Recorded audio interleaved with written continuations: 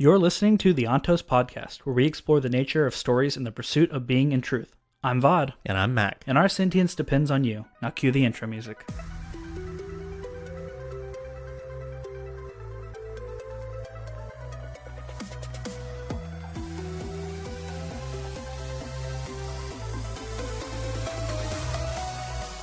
All right, well, Chapter 5. Chapter 5, yeah, so this is, we're going to open up and start off with the group having left, and it is Kelsier, Doxson, and Vin now in the aftermath of what seemed to be a pretty successful sell. Like, they only lost one person at the end of the day, on a plan that's pretty insane. Yeah, I mean, you only had one guy walk out. That's like a decent success rate, good hit rate. But yeah, the big thing here in the very beginning is that Vin still is kind of like iffy about them. She thinks they're still putting on a show for her. Like she has no idea what they expect out of her. Doxson and Kelsey are just talking like they're just still shooting the stuff. Like, you know, they didn't just form a group to overthrow the final empire. But ultimately, a big surprise happens. At least not to Kelsey, but to everyone else. Clubs comes back. The old man who left left after the meeting, the smoker of the group, as they're calling him, comes back and kind of drops a little bit of insight here. He says that you can never trust yourself when there's a soother around. And he's referring to Breeze, the misting with the ability to soothe, as they keep calling it, whatever, you know, that ends up meaning. It kind of dumbing, and it's luck, right? Right. It's luck. The luck that we've been hearing. Yeah. And, you know, we get another little glimpse here. You know, what actually, you know, they talk about how, you know, the copper, they call them copper clouds, you know, smokers. They're trying to figure out, at least I am, what can they actually do other than, you know, they talk about hiding mistings from other allomancers. That's their job. They're supposed to, or from the Lord Ruler. But Kelsier mentions, you know, Clubs is like, you know, I don't want to be influenced by a soother. And Kelsier's like, well, you know, he couldn't even if he tried. Okay. So maybe these smokers do even more than just hide you. And that's pretty interesting, at least. So Clubs agrees, hey, I'm all in. I don't even want the money. I just want to overthrow the final empire. And in his own words, it has style. That's a little bit of an interesting change and shift, you know, because up to this point, this guy's been the grumpy old man, and he's coming in here going like, yeah, this is gonna look good. You know, this is gonna go good. Well, Clubs leaves after that to go get the shop ready, to go get everything ready for them to I guess have a hiding place. That's, you know. And Kelsier mentions to Doxson, hey, I need more ATM. And that's the first little bit. I mean, I guess it's not the first drop. And the last, like, kind of talking about it, it's the super rich something. It's incredibly valuable. It brought everyone in like they wanted it. But Kelsier needs more of it. And he decides that he's going to do it aggressively. He's not going to steal it. He asks Doxson, what group do I need to hit? What noble house do I need to attack to get this ATM?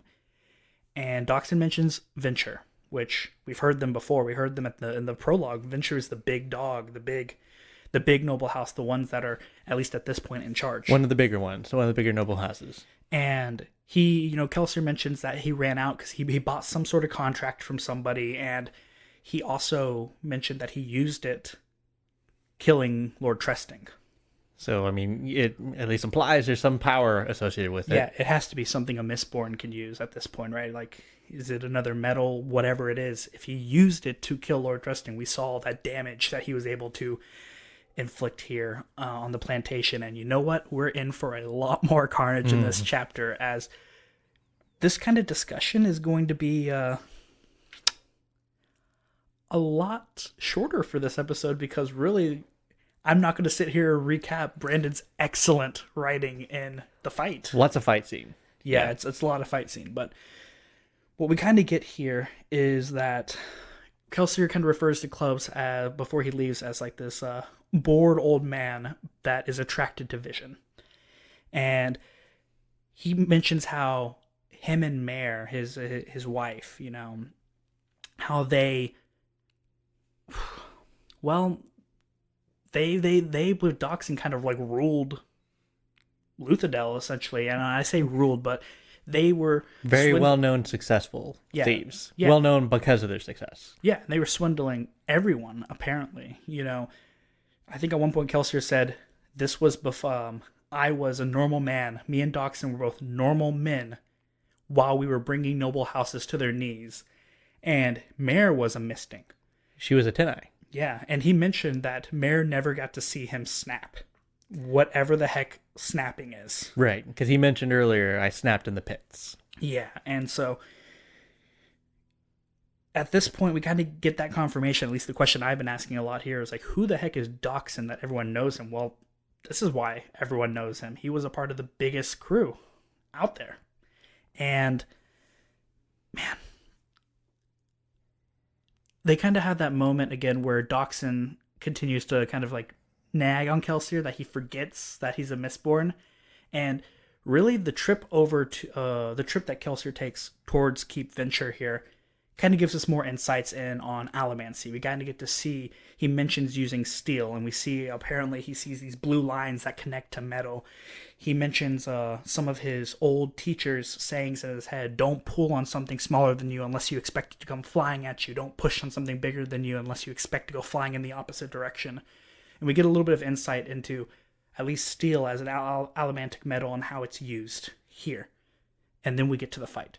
Kelsier arrives at Lord Venture's estate, decides, you know what, I gotta steal some stuff. He kills a bunch of guards, and brutally, may I say, like, when he kills them, I think at one point he mentions, oh, that was a nobleman.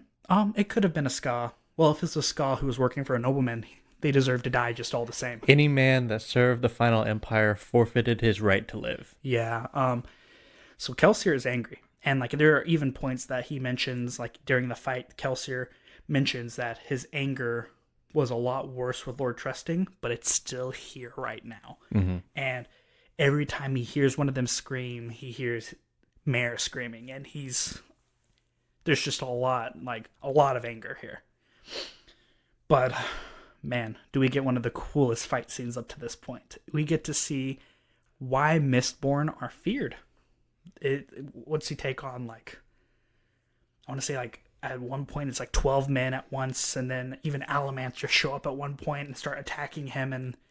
But up until that point, there were specific people designed to fight. Yeah, haze killers. Killers. So he deals with the guards pretty quickly. You see why Mistborns are so effective. He pulls the sword out of one of the guards' hands and cleaves his head off before he can even draw a dagger. Mm-hmm. The other guard, noticing he's a Mistborn, tries to drop the metal off of his body to avoid getting pulled like the other guard did. And all he does is fling the sword at his unarmored body now and kill him. There's nothing you can do, right? There's nothing you can do against these guys. You are a dead man walking when you're up against a Mistborn with no powers. Oh, or so we think, because then the Haze Killers show up.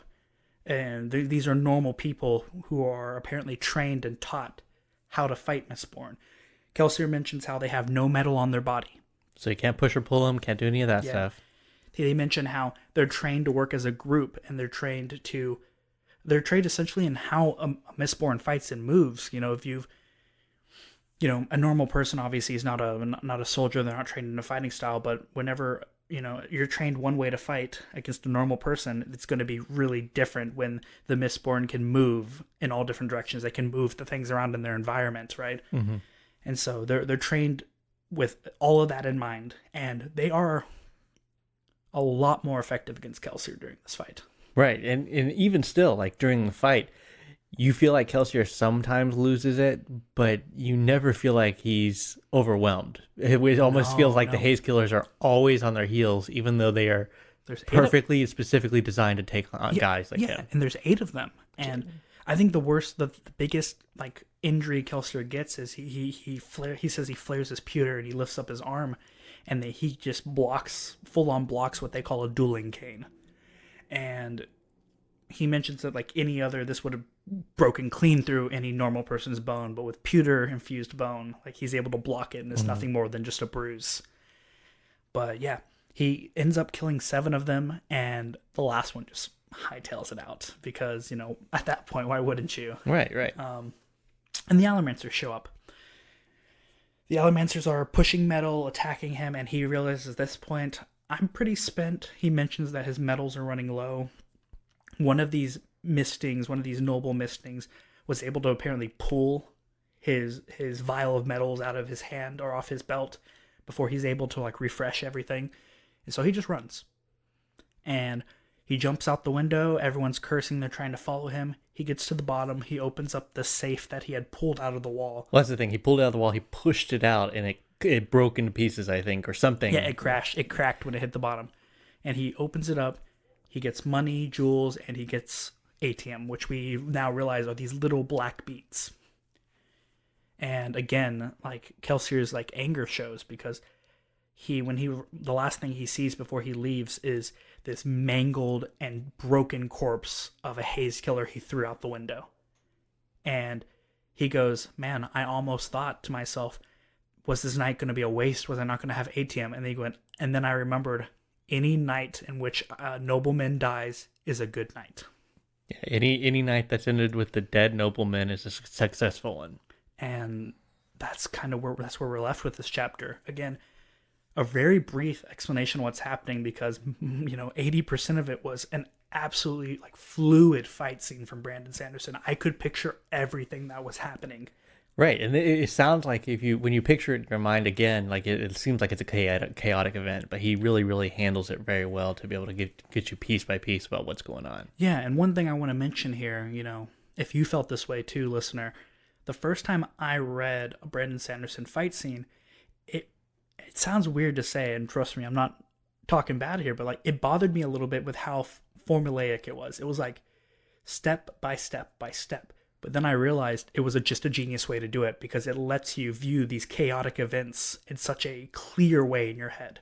That's at least how I felt. Yeah, and I mean, I'm not trying to bag on Frank Herbert or anything, but like when one of the first fight scenes I've ever read was in Dune, and it was just very confusing to me, and it was frequently like he swung at me and I parried, and then he swung on the opposite side and I parried again, and I was like, it was both boring and confusing, Yeah. but this is neither, But one of the things I loved about this scene was it was setting up part of the Allomancy world building was Kelsier preps for the fight. He takes off all of his metals except for the metals that he's going to use, and he uses glass daggers, Yeah, glass daggers. So, I mean, these weapons are specifically designed for this world. A glass dagger is very, very useless, except for in a case when you absolutely need to use it. Yeah, because you can't use metal. Yeah, I mean, look at what happened to that first guard. His own sword was pulled out and his head was lopped off with his own sword. And that's the thing, is it was designed, it shows how, like, the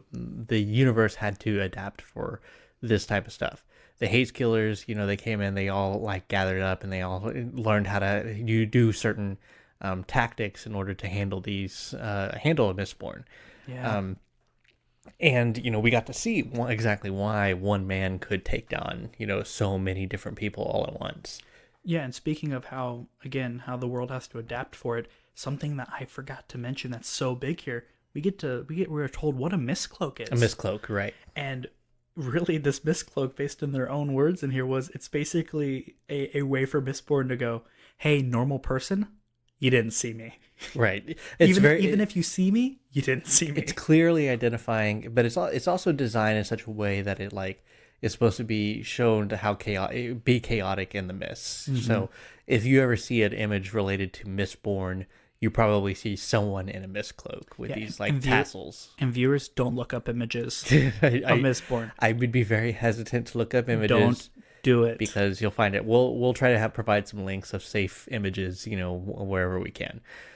But here's another thing I wanted to point out was clubs. Actually, clubs, Dachshund, and all these.